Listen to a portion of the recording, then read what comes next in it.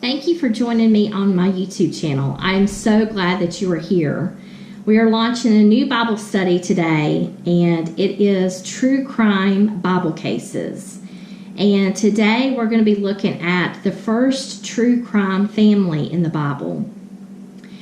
This family story is found in Genesis chapter 4. And we're looking at a family of 4. A mother, a father, and 2 sons. And they're gathering together at the evening meal like they always do, except only one son is there. The other son is missing. Where is he? They ask Cain. Where's your brother Abel? I don't know. I haven't seen him today. And so they think, well, he'll just, come in later tonight. Well, morning arrives, and he's still not there. Their mother and father are getting concerned. This is not like their son Abel. He always shows up. And so they go on a search. They're looking at the usual places, right? Their son is in charge of the animals. He's a shepherd. And so they look at all of the, animals, and no sign of Abel. Days turn into weeks, turn into years. And they still have not found their son.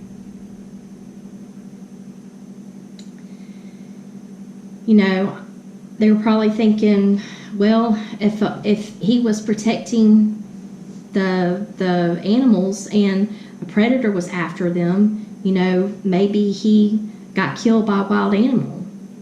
Well, if that's so, where's his body?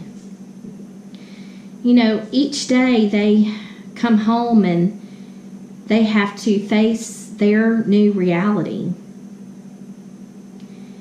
They see reminders of their son all around them. His clothes. His shepherd's hook that he used. And they don't have the luxury of going out and getting McDonald's, right? They have to still carry on with their life. They have to still find food and be able to eat, be able to keep one foot in front of the other in the midst of a horrific situation.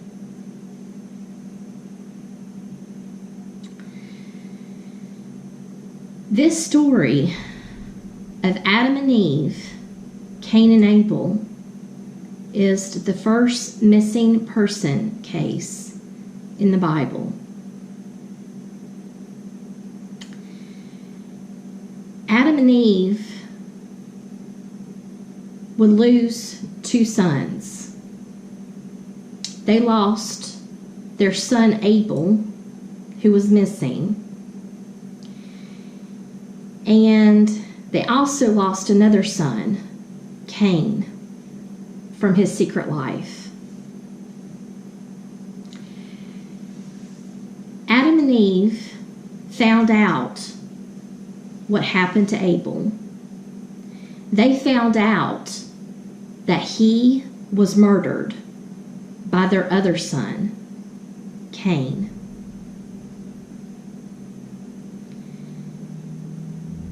Cain had moved away at this point, living in a different land,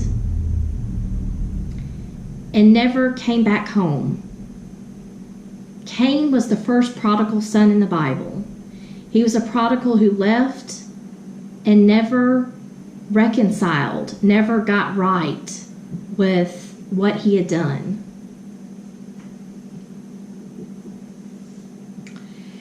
Adam and Eve had to work through a lot. They were a family member of the victim, and they were also the family member of the perpetrator.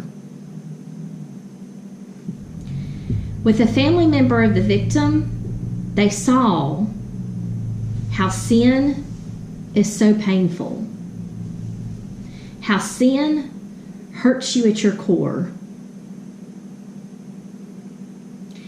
And being the family member of the perpetrator, they saw how sin is so shocking. Cain never once let on that he was a danger to that family. His mom and dad never once thought that he was capable of committing murder, of murdering his own brother. You know, Adam and Eve had to work through a lot. You bet you they went through all 5 stages of grief. They went through the anger. They went through the depression. They went through the what if stage. They went through the guilt. And they never, once thought, well, we need to protect our son from our other son because he's so dangerous. Cain was very deceptive, and he hid his true feelings from his own family. They never once thought in a million years that he would be capable of such horrific sin.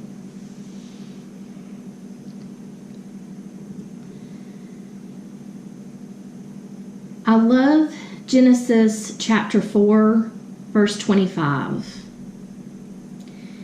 It starts off and it says this: "And Adam knew his wife again."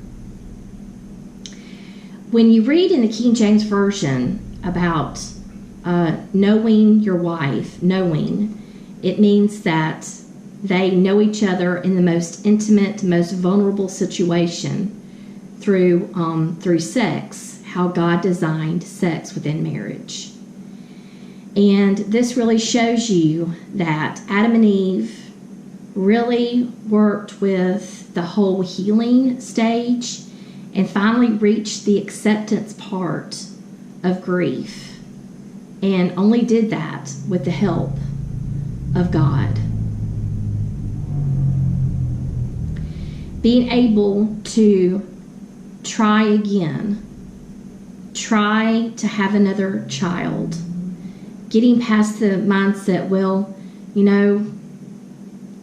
if I lose this one again, or if something bad happens again, working through all of that. And they had another baby boy named Seth. This story of this first true crime family, it gives us hope. It gives us hope that whatever trials we go through, we can lean on our Heavenly Father through it. That is my spiritual food for you to munch on the rest of the week. I can't wait to see you next time.